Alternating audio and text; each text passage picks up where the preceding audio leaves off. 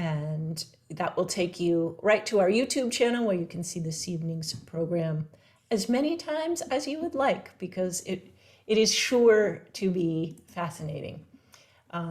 Stewart, thank you for once again joining us and sharing your love of words and etymology with us. For those of you who don't know Stewart or would like to know a little bit more about Stewart Edelstein, he is the author of 4 books, including Dubious Doublets, and also the COVID-19 Zeitgeist, 50 Essays, which is an etymological exploration of pandemic-related words. And Stewart wrote this book and is donating the proceeds of sales to the library, which we are very thankful for. So thank you again, Stewart. And the copies are available here at the library for $10. Stewart has taught several very popular courses on etymology. He's created word games for Merriam-Webster and has been a guest wordsmith for A Word a Day. He is a graduate of Oberlin College and Cornell Law School. He taught at Yale Law School for 20 years and was a trial lawyer for 40 years. And if you enjoy this evening's presentation and you'd like some more of Stewart's engaging programming, you can join him in June for an OLLI course entitled In a Pickle, The Stories Behind Common Idioms. So Stewart, again, thank you very much. And I will turn the program over to you. For our viewers, if you do have questions, you can save them to the end of our program or enter them right into the chat box. Thank you. Thank you for that introduction. Here we go.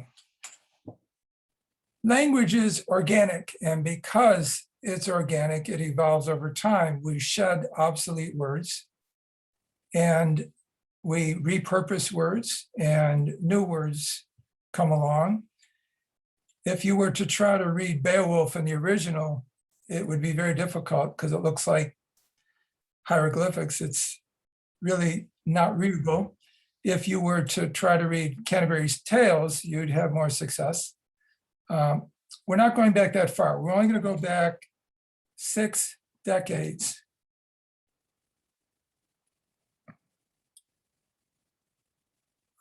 Let's see here. Here we go. And here's the question I want you to consider. Would your teenage self understand how you speak and write now? Here's what we're going to cover. The world of the 1960s, repurposed words from the 60s, neologisms, new coinages, retronyms, words that become necessary because of developments, either sociological or technological, like you needed to come up with a word for a guitar that was not electric when electric guitars were invented. So we have acoustic guitars and electric guitars. Gender terms evolved over time, especially over the past recent few decades. And we're going to look at a decade by decade development of language. So here's our nostalgic look back to the 60s, when many of us were tweens or teens. Televisions were large, the screens were not. Here are the programs we enjoyed: Ozzie and Harriet, The Andy Griffith Show, I Love Lucy, Father Knows Best, How Sexist Is That? Gunsmoke, Gilligan's Island, Dick Clark. Dick Clark taught us what songs we should listen to and how to dance. Here's American Bandstand, how to dress, how to wear our hair. Here's some dances: the twist, the Watusi. I hope this is taking you guys back. The mashed potato. Maria Kay was one of our favorite disc jockeys, as was Casey Kasem with the American Top 40, and Wolfman Jack. Folk singers, young versions of Bob Dylan, Pete Seeger, Joan Baez, Kingston Trio. And then the British invasion in 1964, you probably saw this with a friend, the Ed Sullivan Show. And their hair looked so absolutely long when we saw them for the first time on television. A young version of the Rolling Stones, hard to recognize some of them. Jefferson Airplane, the Byrds, Jimi Hendrix at Woodstock. It's just a sampling. Baby Love, Motown, the Motown sound. And what do we play? As little kids, we played Candyland, Tiddlywinks, the Hula Hoop, Super Bowls.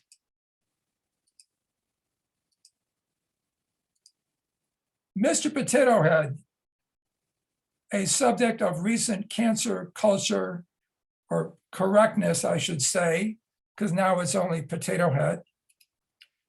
Twister. Cars had fins. The classic VW bus, Chevy convertible, Beetle, the original, not the new version. This is what air travel looked like. You just dressed up, got on the plane, no security. Look how large that computer is and how small the screen. The dial telephone, radios. If you want to make a copy, you made a Mimeo copy. Carbon copy. What's interesting about this one is if you want to send an email to somebody and you want to copy them, you CC them, which of course stands for carbon copy, but we have not used carbon copies for many years. Typewriter. It's another throwback here because your keyboard for your computer has the same configuration, not at the very top, but the letters are the same in their configuration. And why is that? Because when typewriters look like this, there was a lever that went up to the page to strike the image with the ribbon going around. And those levers could sometimes get clogged together. And so the keyboard was designed so that letters that were not used frequently next to each other were put so that the keys would not stick. And that's why we have the QWERTY board, QWERTY, which is now, of course, antiquated because that's not an issue anymore. Phonograph player, your 45s. Other words from the 60s, afro, blow your mind, boob tube, bummer, crash pad, dig it, downer, fire out, freak out, get to first base. And that's not just a baseball term. Grody, groovy, hang loose, it's the gas, neato, necking, out of sight, scratch for money, shades for eyeglasses. Sock hop, split, stoked, threads, turntable, unreal, way out, and zilch. Now, we have repurposed many words for our technological world. This is what an address used to be, and now, of course, we have email addresses. Backup is something we need. This is the old version. We boot up. You don't want a bug in your computer system. Someone who curses is a cursor. This is a stretch, I know, but we all have cursors to navigate. We cut, we paste. We have a dashboard when we go to websites, reminiscent of this. We have folders, no longer three-dimensional. We have an inbox and an outbox, and I hope your inbox doesn't look like this one. We all have laptops, but many of us have different kinds. We now have mailboxes. Text has become a verb. We text each other. This is what text used to look like. Monitor, we have computer monitors, and you might recall being approached by a hallway monitor when you were delinquent in high school. People have platforms on social media. You need ports to attach devices to your computer. We post things online. RAM for random access memory. byte. There are 8 bits in a byte. And to give you an idea, the letter B in byte, as you see here, that consists of 8 bits. We have routers to convey the signal to our computers. We scroll left and right, up and down in order to navigate. We surf the web. We have servers. Now notice there's a server serving a bunch of people, and that's just what a server does, but with technology. I hope you only have the kind of mouse that's electronic and not this kind. Spam has a whole history to it. I'm sure you're familiar with this spam. So the question is, what does it have to do with the unwanted emails you get? What's the relationship between the two? Well, this sounds like a folk etymology, but it's true. Here's the origin of spam for the emails you don't want. Monty Python, 1970. Here's your typical luncheonette scene where you have your expected Norse helmeted warriors on the left, and you have the Monty Pythoners looking at the menu and finding out from the server what is available. This happens to be breakfast. And here's the menu. Egg and spam, egg bacon and spam, egg bacon, sausage and spam, spam, bacon, sausage and spam, spam, egg, spam, spam, bacon and spam, spam, spam, spam, egg and spam, etc. It goes on and on. And what does that have to do with unwanted email? Well, when you get too much spam, you've got a problem. And this goes back to 1993. There was an online discussion forum, and by mistake, one of the people in this discussion forum, a guy named Richard Depew, accidentally posted 200 messages that he did not intend. It was jamming up and clogging inboxes. And so one of the people on this Usenet 1993 online discussion forum said, you know, that reminds me of that Monty Python routine. And that's why we not only have spam as the word for unwanted email, but we have now spam filters. Some people go fishing to try to scam you. We swipe left and right, up and down. There are computer viruses as well as COVID. Windows from the Microsoft operating system. Some of us tweet. TikTok used to be only the sound that this clock made. Now you might think that friend as a verb is new, but it's not. Shakespeare used the word friend as a verb. And so it's nothing new, although there is a new version of this, which is to unfriend. So we can thank Mark Zuckerberg for that. We follow people on social media. Some of us even Twitch. Some of us invest in Bitcoin. We're Zooming right now. This happens to be Usain Bolt, the fastest man in the world for a while. He's Zooming in his own way. And some of us Snapchat. And that's just a sampling of computer terms. Others, authentication, bit, blockchain, buffer, cold wallet, cryptocurrency, cyber cafe, cybercast, cyberspace, domain, download, drag and drop, gateway, hub, load, login, modem, network, offline, password, QR code, search, spoofing, upload, webcast, and zip drive. So here's a sampling of recent neologisms. It's just a fancy way to say coinages. We gaslight when we put the wool over somebody's eyes. It's an unusual word in that it's based on the name of a play. Cancel culture's in the news a lot. Woke now has to do with being socially aware, not just being awakened this way. Mansplaining, which some of you might think I'm doing right now, is embodied in this image. I can explain that. In fact, let me. I have no explanation for this, but this is what men do, some men. Maybe it's territorial. Googling has a whole history. And it's a surprise, actually, to me, when I first looked into it. Here's where it starts. Okay, you have Sergey Brin and Larry Page. They needed to come up with a name for their search engine. And they came up with a name. It was Backrub.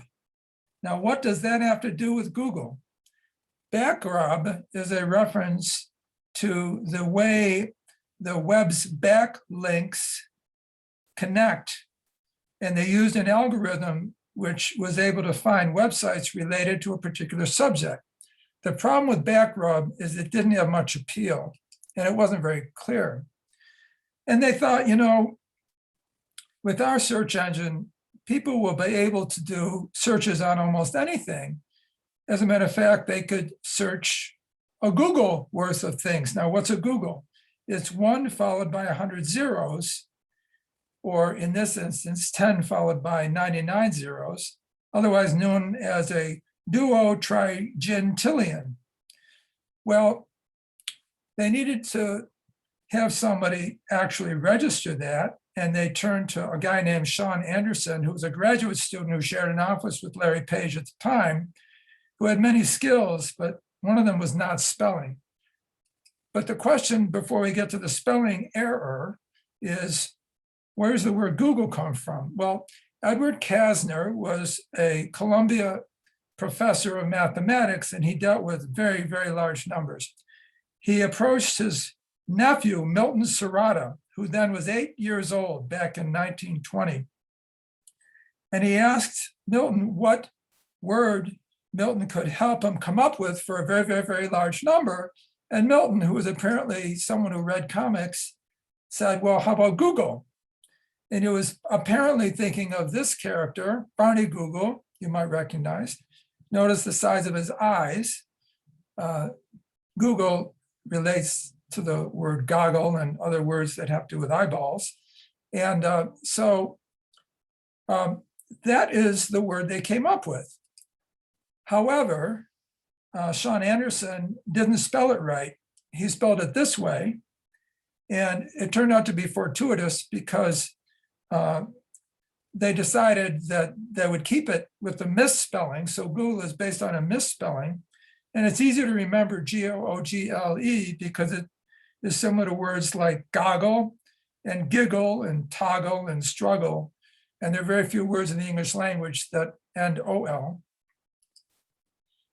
Now, I mentioned at the start the term retronym. It's a newly created and adopted term to distinguish the original or older version from more recent versions and forms, often based on technological developments.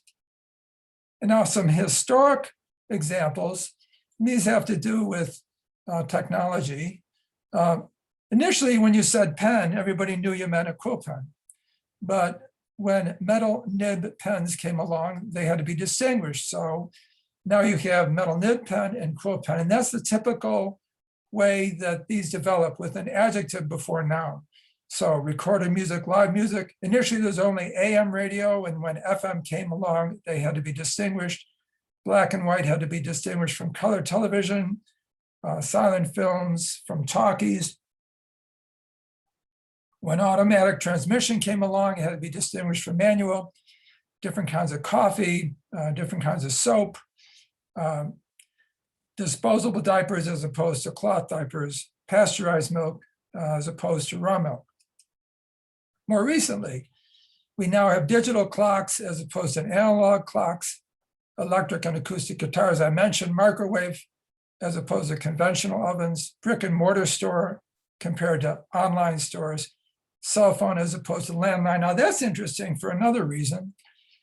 I think that over time, fewer and fewer people are going to have landlines. And if that's the case, then what's likely to happen is, instead of referring to our cell phones as cell phones, we're probably going to start to refer to them as phones, because everyone's going to understand you mean a cell phone.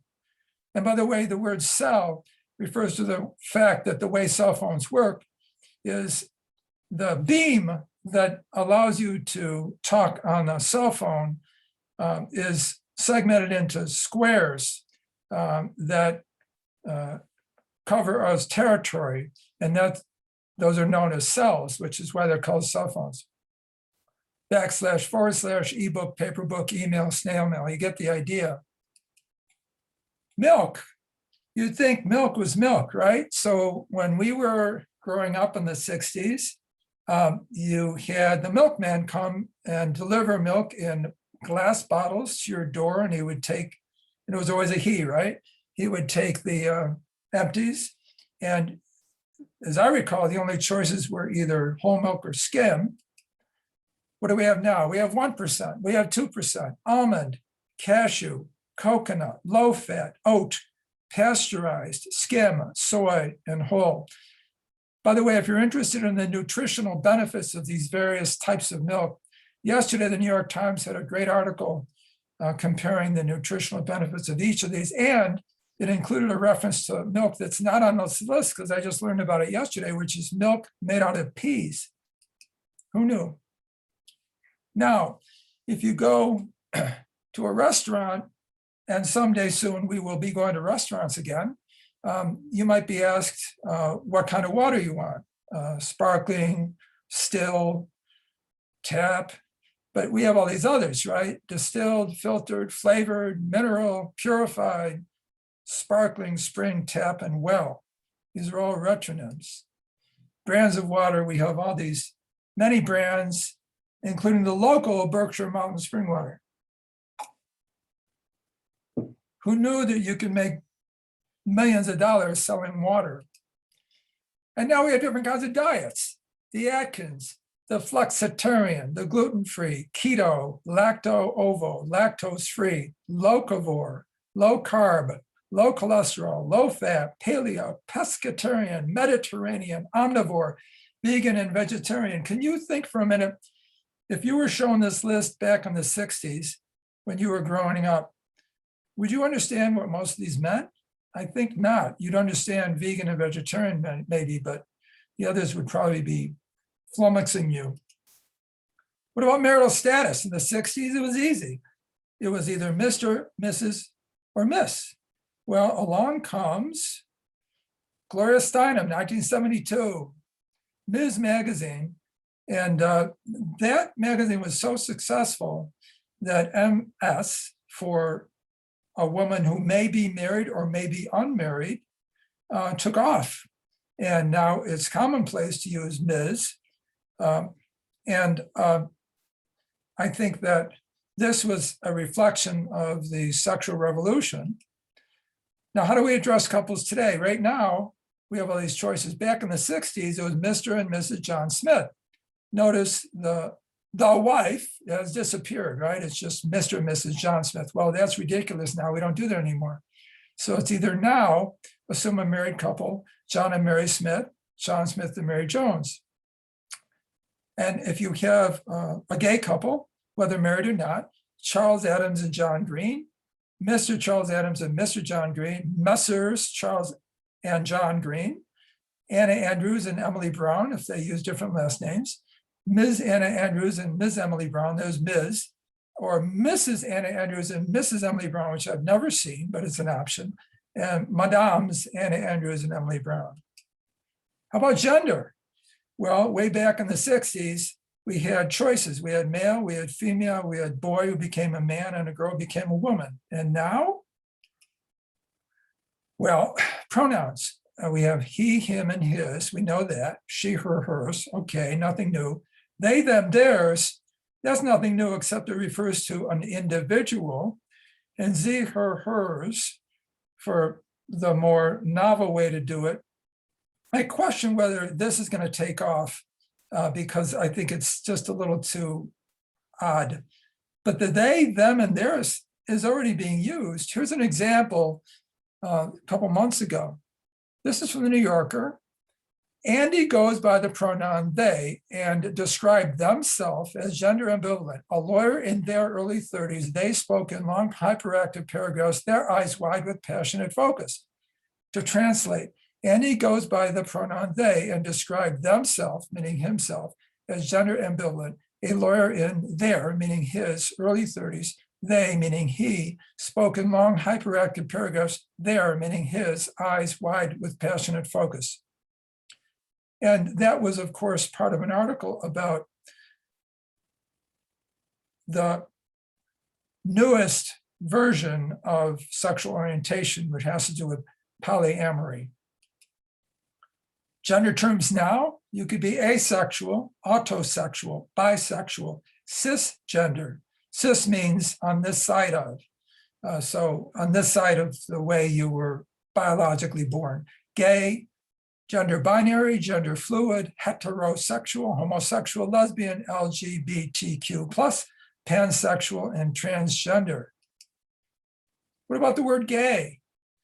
Well, way back in the 30s, when this movie, The Gay Divorcee, was popular, here's Fred Astaire, the gay divorcee, or I guess she was, because it's got two E's. So she was the gay divorcee, and he was very much in the picture.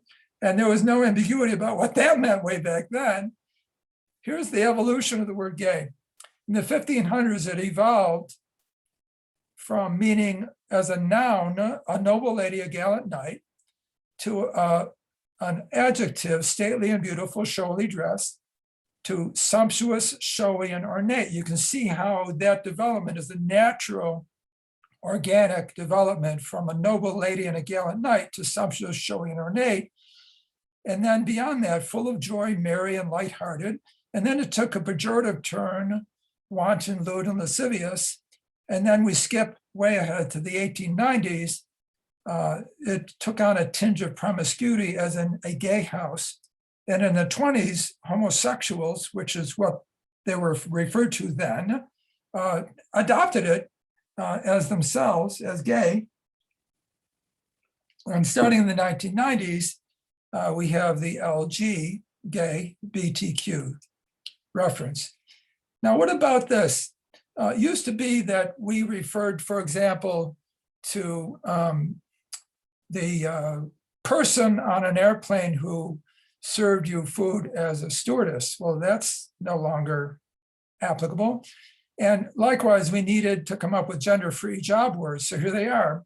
Anchorman is now anchor, chairman is chair, congressman, congress member or legislator, craftsman is an artisan, fireman, firefighter, foreman, supervisor, longshoreman, stevedore, mailman, mail carrier, policeman, police officer, salesman, salesperson or sales agent, stewardess, flight attendant, and weatherman is a meteorologist.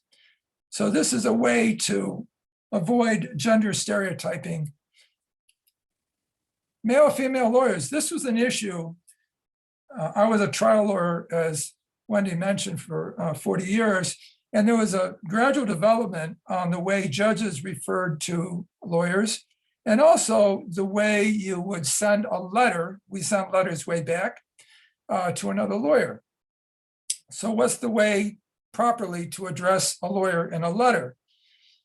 So the distinction had been made. If it was a male, it was John Jones, Esquire. And there's some irony there because an Esquire, first of all, it doesn't mean anything. To put Esquire after your name means absolutely nothing. So feel free to do it. The word Esquire actually referred to the shield bearer for a knight. So it was not a high status at all. And way back then, that is, I mean, in the 60s, and when I started practicing law in the 70s, if you addressed a letter to a female attorney, it was Attorney Mary Smith. That made no sense. There was no reason for it. And now everybody's an Esquire. Sociological terms from the 60s and going forward. Oreo, a Black person who acts white. Soccer mom, snowflake, helicopter parent, tiger mom, woke. Now, Karen deserves a bit of an explanation. What's a Karen? Well, one way to define a Karen is a woman regarded as entitled, meddlesome, racist, rude, demanding, selfish, with little regard for others, willing to risk or demean anyone to achieve her goals, the type who will insist on talking to the manager. In the racist context, she uses her white privilege to get her way. Where did it come from? Well, there's a confluence of various characters with the name Karen. The earliest one in this series is 1990, the movie Goodfellas. A meddling character was named Karen.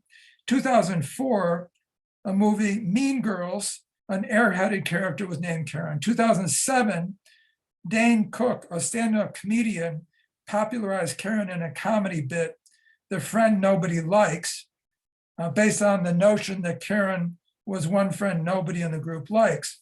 And then in 2016, there was an advertisement for Nintendo Switch featuring antisocial Karen. She was someone who brought a console to a party, preferring to gaming over hanging out with friends. And that's why it took off, because the use of the word Karen for all those different characters. And we also have generation terms now we didn't have way back. Baby boomers, I think many of you are baby boomers between 57 and 75. Gen X, 41 to 56. Gen Y, 25 to 40. Gen Z, 6 to 24. Well, who's next? The answer is the alphas. The alphas are next. That's similar to the way that hurricanes are named, because you go through the alphabet and then you start over. We have language of the culture wars, gay marriage and marriage equality. Well, who would be against marriage equality? It sounds like a very fair thing to do. Global warming and climate change. Initially, the term was global warming, but there was a problem. Those who wanted to deny the existence of global warming made a joke out of it every time there was cold weather. In fact, in 2015, James Inhofe, senator, and the Senate chamber brought a snowball in and said, "What do you mean global warming? Look, I just made the snowball." So it's been changed to the term climate change, which is more general and more accurate. Gun control, gun safety. Who would be against gun safety? That's the term that's being used now. Gun control is pejorative. The government's going to control what you can do. That's not good. Illegal aliens. Illegal means you've done something that's against the law, and probably criminal. And aliens suggest that they're from outer space or somewhere you don't want to meet up with them. That's about as pejorative as you can get. And now people are referring to undocumented immigrants, which is much fairer and more accurate. Pro-life and pro-choice. And the latest in this culture war is infrastructure. Joe Biden proposed an infrastructure plan, and the Republicans jumped on it and said, wait a minute, we know what infrastructure means. It means concrete, it means a building, it means a road, and it does not include delivering clean drinking water or renewing the electric grid or providing high-speed broadband, which is part of his program. So on it goes. Yeah, here we go. Democrats and Republicans don't even speak the same language. This is from a recent New York Times article. Voting reform, well, to Republicans, it means providing less access for voters, and for Democrats, providing greater access. Arizona is the latest in that. Infrastructure, I just talked about. COVID-19 relief, does that apply only to direct health spending? Fake news? Is fake news disinformation or just unfavorable news? Terrorism, does that apply only to foreigners or to domestic actors as well? And based on the latest news, is terrorism based on domestic actors a lot more than foreigners? Nonce words. Nonce words are words coined for a particular purpose. And the word nonce goes back to Middle English for than honest, for than honest. And those are just three words that mean for the time being. And what you have is you have a misdivision. The N, the first N in nonce was actually the word before honest, than honest, for than honest. And we see that also in the word nickname, which originally was an eka nama. And so nonce words we have over the decades. Mary Poppins, the nonce word there, you all know it, and here it is. Supercalifragilisticexpialidocious, despite the fact that it's about 34 letters, it's easy to say. Where'd that come from? Well, there was litigation over this. In 1931, Helen Herman was a reporter for Syracuse University newspaper, and she made up a word that looked a lot like that. And so did Gloria Parker in 1949 in Lyrics for a Song with a co-lyricist. And here's what the three look like. 1931 version, 49 and 64. Now they look a lot alike. If you were to pronounce any one of these, it would sound alike. So what happened? Well, the 1949 lyricist sued Disney and said, "You stole my word and I want damages." So what did the Disney lawyers do? Disney lawyers did a lot of research and they found the 1931 version and said to the judge, essentially, wait a minute, the 1949 version was not original because someone came up with basically the same word back in 31. And so the plaintiff, the lyricist, cannot prevail, and Disney's lawyers won. Watergate, you remember the original 1972 Watergate scandal? Well, gate is so easy to attach to most anything. It spawned a host of neologisms, hundreds actually, and I just selected these. We started with Watergate, then Billygate, Jimmy Carter's brother, a Libyan foreign agent, Irangate, Monica-gate, Nanny-gate, Nipplegate, Bridgegate, Gamergate, Deflategate, Pussygate, and two Sharpie gates, one for Trump's inaccurate drawing of Hurricane Dorian's path, 2016, and one in 2020, the false claim about Arizona voters' use of Sharpies. Washington Post every year has a contest. You can enter this contest with some humorous neologisms. Erudites, philosophy professor who can't figure out how to work the copy machine. Erudition with 2 R's, misuse of big words. Persecution, giving your child a name he will hate for the rest of his life. Coffin, a small enclosure for smokers. I recommend that for Tanglewood. They have the small enclosure, but they should put the word coffin on it, spelled that way. Treadmill stone, unused home equipment, home gym that keeps staring at you. Typochondriac, a paranoid proofreader, and ignorio, a monument nobody visits. Now we're going to do this by decade. Yes, Annette Funicello and Frankie Avalon. Bikini, that's a word that is based on an island, one of the Marshall Islands.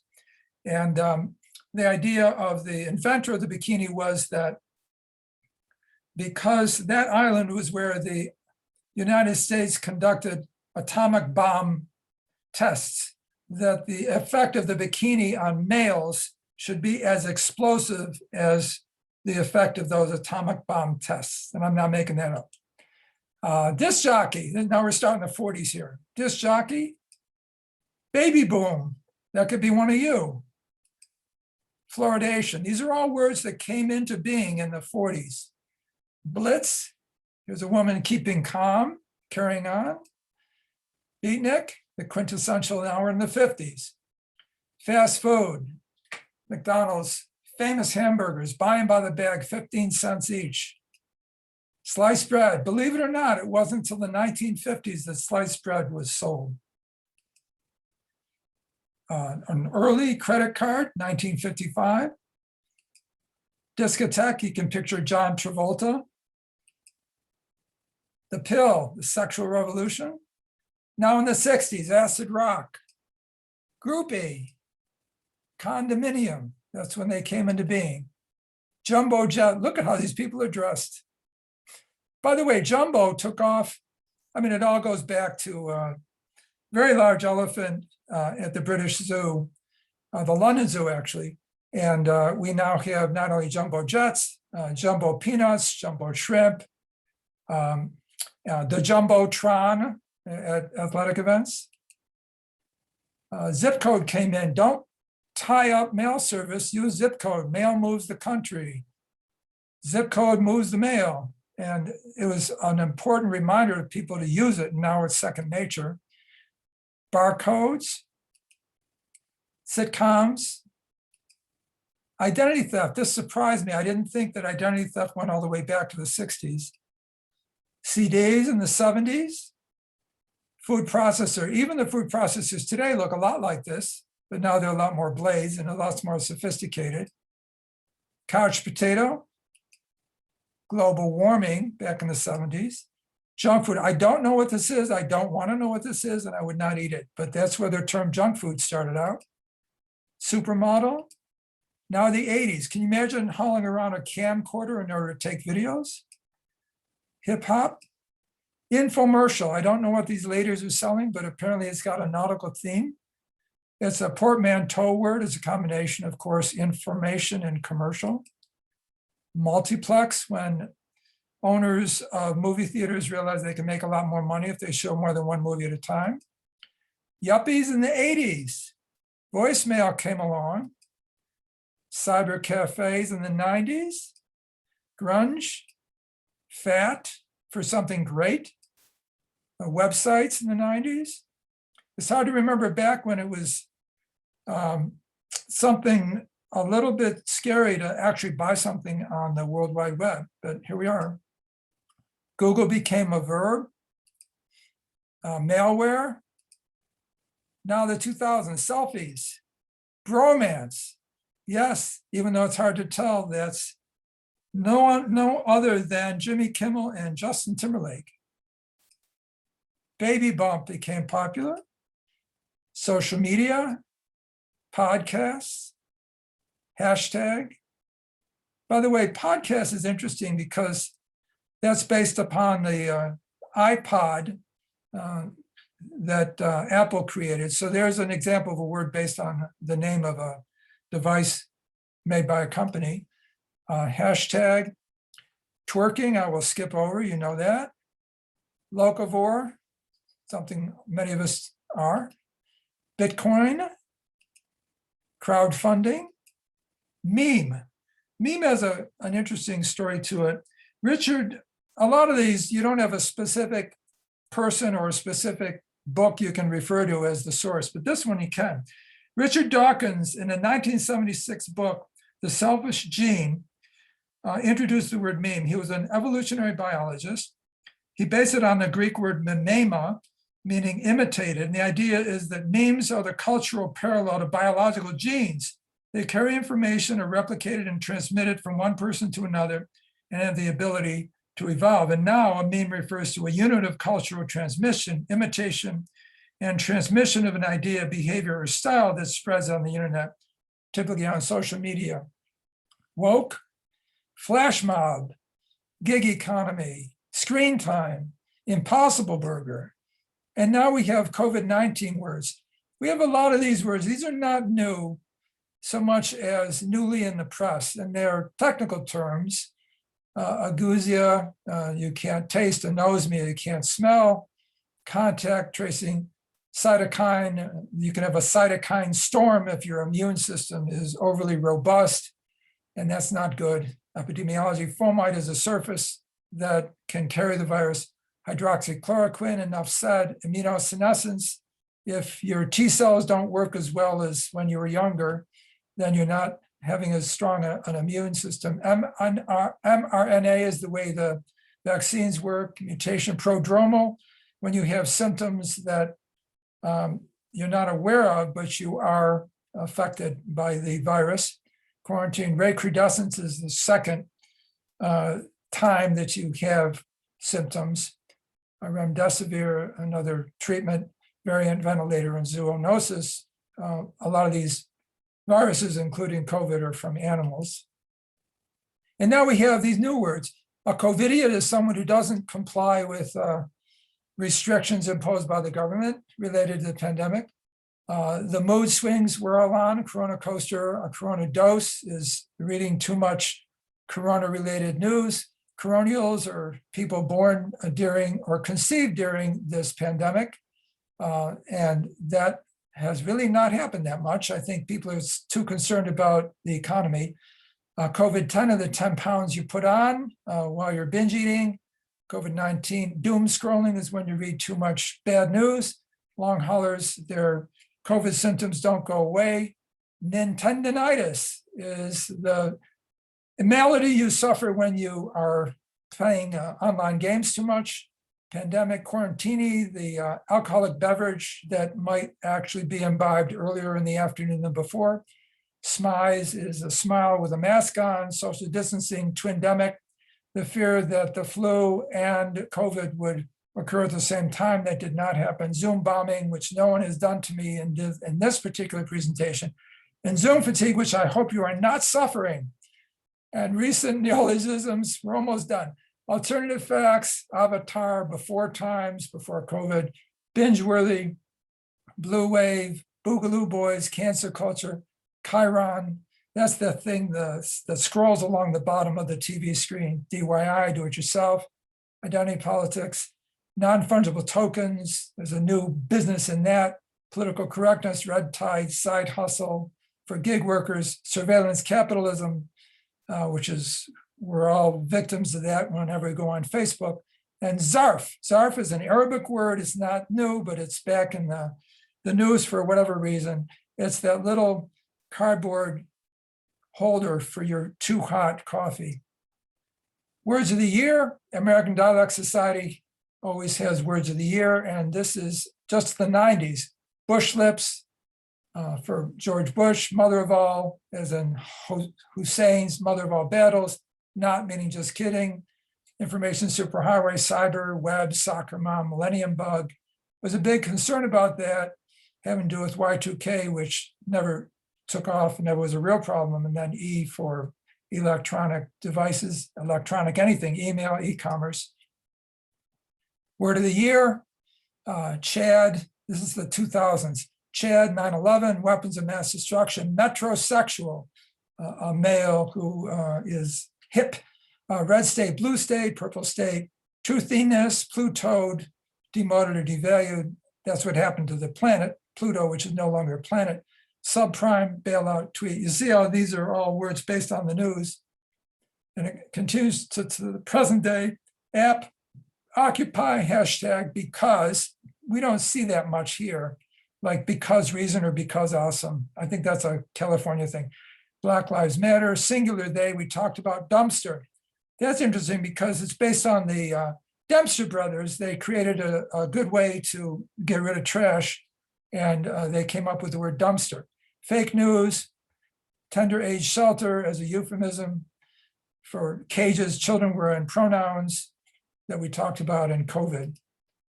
And we have spiked words. Merriam-Webster has a record of what people look up. Mamba, when Kobe Bryant, known as Black Mamba, died in a helicopter crash.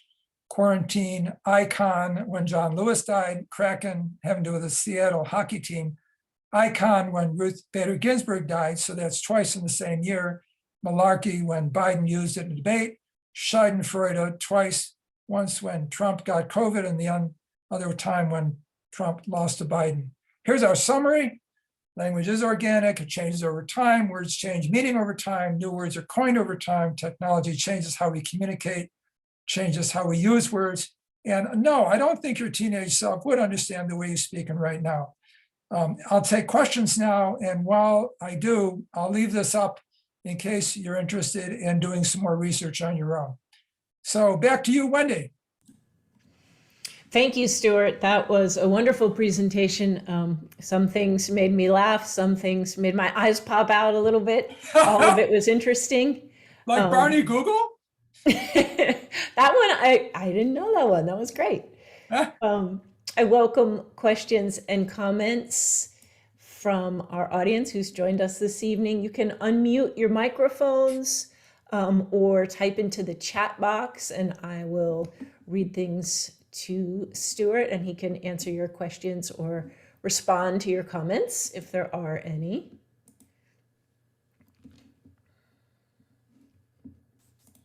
If we don't have any, I can tout my course. Is that permissible?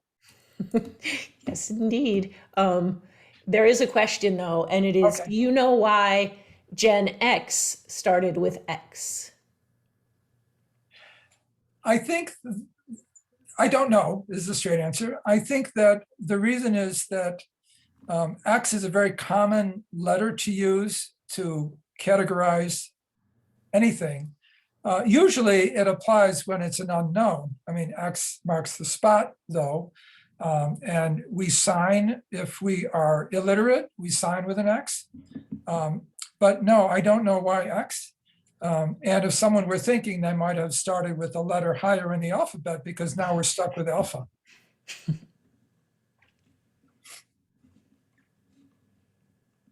I kind of like the sound of alpha though. That's Yeah, an that alpha male. generation will appreciate Right? it. Yeah, like an alpha dog, right? Yeah. Nobody's been an alpha, I think, since the greatest generation. Stewart, a word has never come along that you missed. You got them all. That's Carl Bradford here. Well, you know, since we talked about alpha, thank you. I just want to say a word about alpha because it's fascinating. The letters of our alphabet started with pictograms, and the pictogram for an ox, if you can picture that, picture the horns and a triangular face, and no eyes or anything, just a triangle below two horns. And the ox was a very favored animal and very important for the economy to the Semitic people way back when. And they came up with Aleph as the letter that represented the ox. And the way they did that was to represent the ox as the head this way and the horn this way. And it eventually evolved into a Greek as alpha, because all the words, all the nouns in Greek have to end with an A.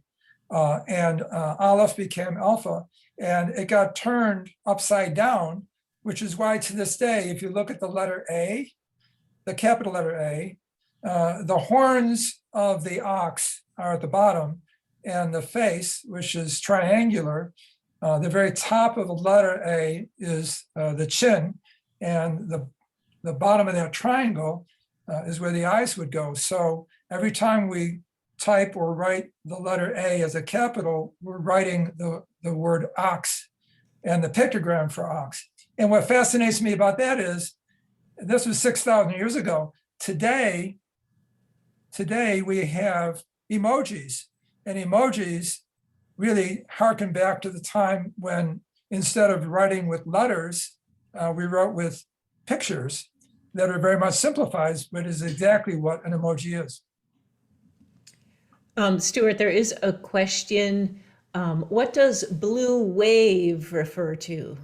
Blue wave refers to the fact that, as Democrats had predicted on the night of the election in 2020, that there was going to be initially a red tide, meaning that there would be many Republican voters who would show up in person at the polls. And so initially it would appear that Trump was going to win. But the blue wave referred to the fact that the absentee ballots were not counted, and the mail-in ballots were not counted until after the in-person ballots. And the blue wave referred to the fact that, the prediction, I should say, that after all those red tide ballots were cast and counted, the blue wave would overwhelm the red tide. And so the blue wave refers to the fact that the Democratic votes would come in after, just in terms of the sequence, the Republican votes. It's a very, very limited word. You're not going to see it again unless we have another election where this occurs. It's a wonderful example of a nonce word, because it has a utility for a specific occasion. It's not going to be in common parlance, and you're not going to hear much about it again. Another question in the chat box. Do you look to new styles of clothing, new types of machines, new foods? You mean for new words? Yes, for new words. Yeah, absolutely. Every time somebody creates, either through technology or through a style or any kind of invention, whether it's sociological or technological, we need a word for it. And typically the way it works is that people start using that word, and then it shows up in the press, in the media, on Facebook, and then it becomes something that people adopt. I think the word meme is a great example because it didn't exist. I mean, it was invented back in 1976, but it didn't take off until the 90s or the 2000s. And so, yeah, we always need a word for something. And if it's catchy, it'll spread, especially in this world of electronic media, in this world where we're sending emails and exchanging electronic communications all the time. We're getting some of these new words from Ramel in the chat box: microwave, bell bottoms. So those are, I think, examples of words that were created. You know, it's microwave too. It was a noun, and now it's a verb. Or both. Now, yeah, well, microwave, we refer in our house to nuker. It's only 2 syllables, not 3. I don't know if that's ever taken off, but there you are. Well, you're getting some applause from the audience and some praise in the chat box, Stewart. Well, thank you. Thank you. It really, someone did write, enjoyed the presentation, and I think they speak for all of us. It was a great presentation. We do have another moment or two if anyone has any last questions or comments.